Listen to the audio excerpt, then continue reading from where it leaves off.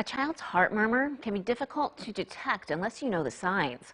A Lebanon County family quickly found that out. Soni Dimond has more. Thank you, Amy. This is a story about two adorable brothers who were diagnosed with heart murmurs very early in life. We can learn so much from their health journey.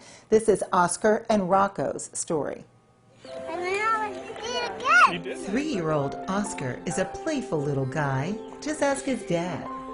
Oskar is Oskar. He is a wild one. He is a great big brother. He is kind. He is intelligent. He's adventurous. Oskar and his 11-month-old brother Rocco are growing up together happily in Palmyra. Rocco is the sweetest little boy.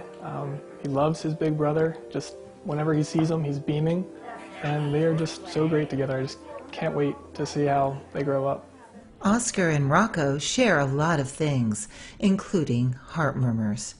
Older brother Oskar's heart murmur was discovered when he was just 2 years old, after his allergist noticed something unusual. And at the start of the appointment, his allergist took a listen and said, he listened to his back actually, and said, has anybody ever said that Oskar has a heart murmur? And it sort of stopped us in our tracks, and we said, no. And so the rest of the appointment went on, and we didn't hear a word he said because we were just sitting there thinking, what's going on? And so at the end of the appointment, we just said, should we check in with his pediatrician? And he said yes. Shannon immediately called Oskar's pediatrician, who referred Oskar to UPMC Heart and Vascular Institute cardiologist, Dr. Christopher Zachary. Dr. Zachary determined Oskar had not one but two different structural issues with his heart.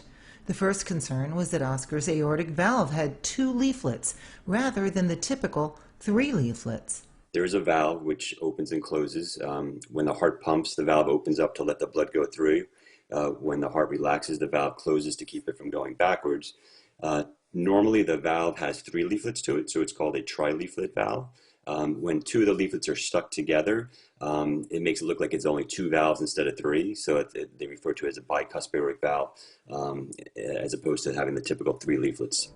Unfortunately, Oskar also was diagnosed with coarctation of the aorta. Part of the aorta is narrower than usual, causing Oskar's heart murmur. Oskar needed surgery for this. Dr. Zachary explained this more serious condition in a way a family could understand. The left ventricle is the main pumping chamber of the heart. That'll pump the blood through that valve that we talked about, the aortic valve, which is normally tri-leaflet, but in his case has 2 leaflets or bicuspid. And then from there, there's a large blood vessel called the aorta. It looks like a big candy cane. It comes out of the heart, makes a turn, then heads downward to the rest of the body. Right after that turn is where most coarctations of the aorta occur. And the problem with coarctation is that that blood vessel, which is a tube, has an area where it narrows down significantly, and that narrowing causes it to be difficult for the blood to pass through that region and makes the blood flow to the lower body much less than it should be typically compared to normal. Fortunately, Dr. Zachary took proactive measures during Shannon's pregnancy with her second child, Rocco. She had a prenatal echocardiogram, which eased her mind about a possible coarctation in Rocco's developing heart. There was no coarctation, but they weren't able to visualize a bicuspid aortic valve through the prenatal echocardiogram, so they set one up for 1 month after he was born.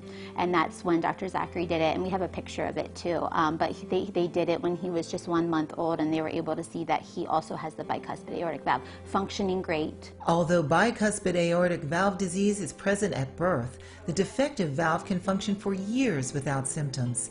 It's good these parents were concerned early, because it's easy to overlook their children's signs.